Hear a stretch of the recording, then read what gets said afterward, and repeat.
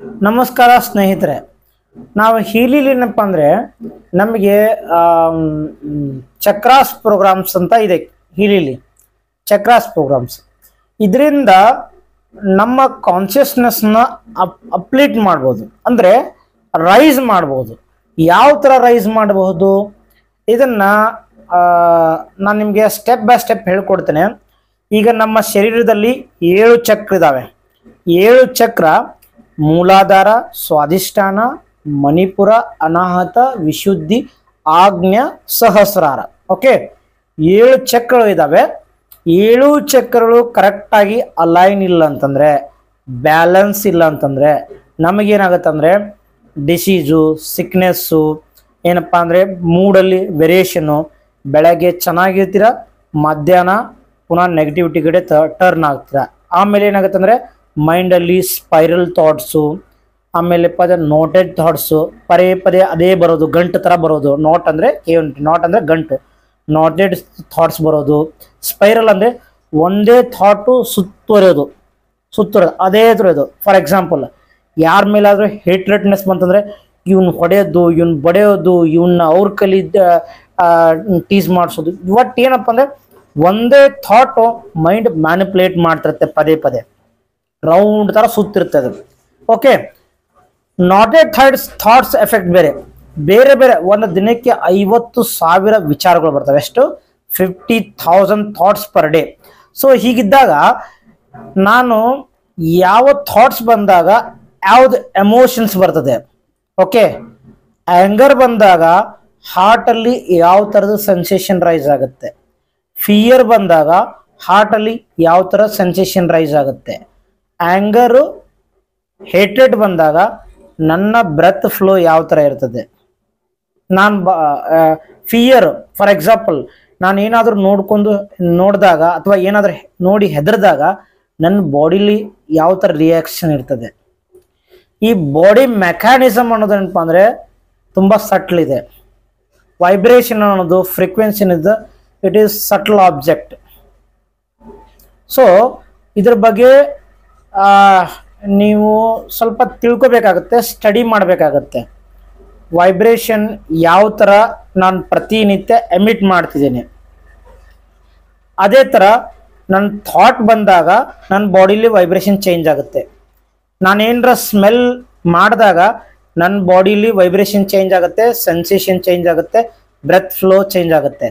For example, ಈ ಒಂದು ಬೆಟ್ಟನ್ನು ಇಲ್ಲಿ ಹಿಡಿದ್ಬಿಟ್ಟು ಇನ್ಹೇಲ್ ಎಕ್ಸೇಲ್ ಮಾಡಿ ನನ್ನ ಥಾಟ್ಸ್ ಪ್ಯಾಟರ್ನ್ ಯಾವುದಿರುತ್ತೆ, ನನ್ನ ಮೂಡ್ ಯಾವ ಥರ ಇರುತ್ತೆ, ನಾನು ಬ್ಲಿಸ್ಫುಲ್ ಇದ್ನಾ ಅಥವಾ ಹ್ಯಾಪಿನೆಸ್ ಇದ್ನಾ ಅಥವಾ ಸಾರೋ ಸ್ಟೇಟಲ್ಲಿ ಇದ್ನಾ, ಯಾವ ಸ್ಟೇಟಲ್ಲಿದ್ದರೆ ಈ ಒಂದು ನಮ್ಮ ಬೆಟ್ಟನ್ನ ಇಲ್ಲಿ ಹೋಲ್ಡ್ ಮಾಡಿಬಿಟ್ಟು ಉಸಿರನ್ನ ಅಬ್ಸರ್ವ್ ಮಾಡಿ.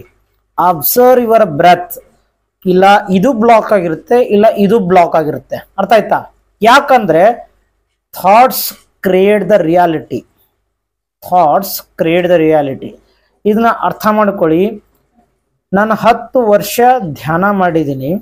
ಸೊ ಇದನ್ನು ತಿಳ್ಕೊಳ್ಳೋಕೆ ಬೇರೆ ಬೇರೆ ಮಾಸ್ಟರ್ಸ್ ಹತ್ರ ನಾವು ಬದುಕಿದ್ದೀವಿ. ಸೊ ಮಂತ್ಸ್ ಟುಗೆದರ್ ಅಂದರೆ 1 ತಿಂಗಳು 2 ತಿಂಗಳು ಧ್ಯಾನ ಮಾಡಿದ್ದೀವಿ ಅವ್ರ ಜೊತೆ. ನಮ್ಗೆ ಕೆಲವೊಂದು ಟಾಸ್ಕ್ಗಳನ್ನ ಕೊಡ್ತಿದ್ರು ಅವರು. ಕಂಪ್ಲೀಟ್ ಹೋಲ್ ಡೇ ಉಸಿರನ್ನ ಅಬ್ಸರ್ವ್ ಮಾಡೋದು, ಹೋಲ್ ಡೇ ಚಕ್ರಗಳನ್ನ ಅಬ್ಸರ್ವ್ ಮಾಡೋದು, ಹೋಲ್ ಡೇ ವಾಕಿಂಗ್ ಮೆಡಿಟೇಷನ್ ಮಾಡೋದು, ಲಿಫ್ಟ್, ಟಚ್, ಮೂವ್, ಚತುಧಾತು ವ್ಯವಸ್ಥಾನ ಅಂತ ಅಂದರೆ ನಮ್ಮ ಬಾಡಿಲಿರುವಂಥ 4 ಎಲಿಮೆಂಟ್ಸ್. ಕತೀನಾ ಮೆಡಿಟೇಷನ್ ಅಂದರೆ ಲೈಟ್ ಮೆಡಿಟೇಷನ್ಸ್. ಸೊ ಟೋಟಲ್ ಬೇರೆ ಬೇರೆ ಬೇರೆ ಧ್ಯಾನ ವಿಧಾನಗಳನ್ನು ನಾವು ಒಂದು ಸಿಸ್ಟಮೆಟಿಕ್ ಆಗಿ ಅಭ್ಯಾಸ ಮಾಡಿದ್ವಿ. ಅದಕ್ಕೆ ಈ ಫ್ರೀಕ್ವೆನ್ಸಿ ಥೆರಪಿ ಬಗ್ಗೆ ತುಂಬ ಡೆಪ್ತ್ ಆಗಿ ನಾನು ಮಾತನಾಡಬಲ್ಲೆ, ಹೇಳಬಲ್ಲೆ, ಅದನ್ನು ಎಕ್ಸಿಕ್ಯೂಟ್ ಮಾಡಬಲ್ಲೆ, ಅದನ್ನು ಎಲಾಬ್ರೇಟ್ ಮಾಡಬಲ್ಲೆ. ಯಾಕಪ್ಪ ಅಂತಂದರೆ ಆಲ್ರೆಡಿ ನನಗೆ ಧ್ಯಾನ ಅನ್ನೋದು ಗೊತ್ತಿದೆ. ನಾನು ಪ್ರಾಕ್ಟಿಕಲಾಗಿ ತುಂಬ ಡೀಪಾಗಿ ಸಟಲ್ ಲೆವೆಲ್ಸ್ನ ಎಕ್ಸ್ಪೀರಿಯನ್ಸ್ ಮಾಡಿದ್ದೀನಿ. ಹೀಗಾಗಿ ಇದು ಫ್ರೀಕ್ವೆನ್ಸಿ, ವೈಬ್ರೇಷನ್ನು, ಎನರ್ಜಿ ಯಾವ ಥರ ವರ್ಕ್ ಆಗ್ತದೆ ಅನ್ನೋ ಇನ್ ಡೆಪ್ತ್ ಆಗಿ ನಿಮ್ಗೆ ಹೇಳ್ಕೊಡ್ಬಲ್ಲೆ. ಈಗ coming to the main point, ಈ ಚಕ್ರಗಳ ಮೂಲಕ ನಮ್ಮ ಕಾನ್ಷಿಯಸ್ನೆಸ್ನ ಎವಾಲ್ವ್ ಮಾಡೋದು ಯಾವ ಥರ ಅಂದರೆ, ಪರ್ ಡೇ ಮೂಲಾಧಾರ, ಪರ್ ಡೇ ಸ್ವಾಧಿಷ್ಠಾನ 3, ಅನಾಹತ 3, ವಿಶುದ್ಧಿ 3, ಆಜ್ಞಾ 3, ಆಜ್ಞೆ ಆದ್ಮೇಲೆ ಸಹಸ್ರ.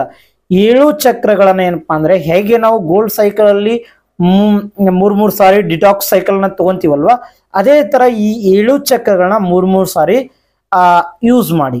ಯೂಸ್ ಮಾಡಿದ ನಂತರ ಕಂಟಂಪ್ಲೇಟ್ ಮಾಡಬೇಕು, ಥಿಂಕ್ ಮಾಡಬೇಕು, ಎಮೋಷನ್ಸ್ ನ ಅಬ್ಸರ್ವ್ ಮಾಡಬೇಕು.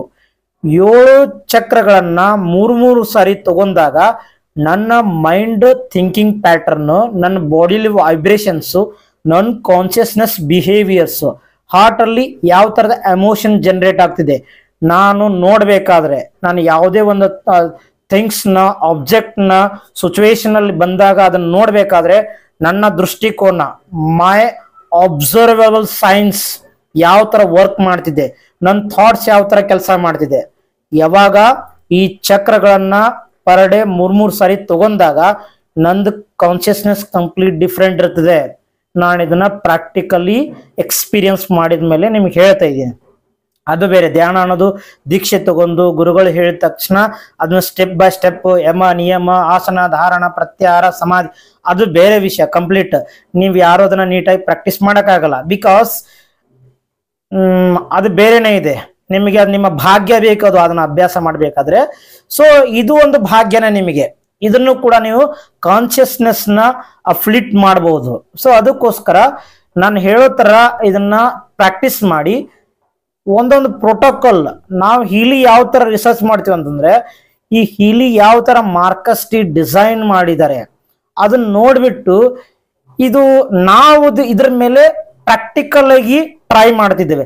ಇದು ಯಾವ ತರ ಇದ್ರು, ಯಾಕಂದ್ರೆ ನನಗೆ ಧ್ಯಾನ ಗೊತ್ತಿದೆ, ನನಗೆ ಎಫೆಕ್ಟ್ ಆಗ್ತಿರ, ನಾವು ಆ ತರ ಯೂಸ್ ಮಾಡ್ತಿಲ್ಲ. ನನ್ನ ಕಡೆಯಿಂದ ಯಾರು ಹೀಲಿ ತಗೊಂಡಿರ ಅವ್ರಿಗೆ ಈ ತರ ಟೆಸ್ಟ್ ಮಾಡಿಸ್ತಿದ್ದೆ ನಾನು. ಇದನ್ನ ತಗೊಳ್ಳಿ, ಇದನ್ನ ಈ ತರ ಯೂಸ್ ಮಾಡಿ ಏನಾಗ್ತದೆ.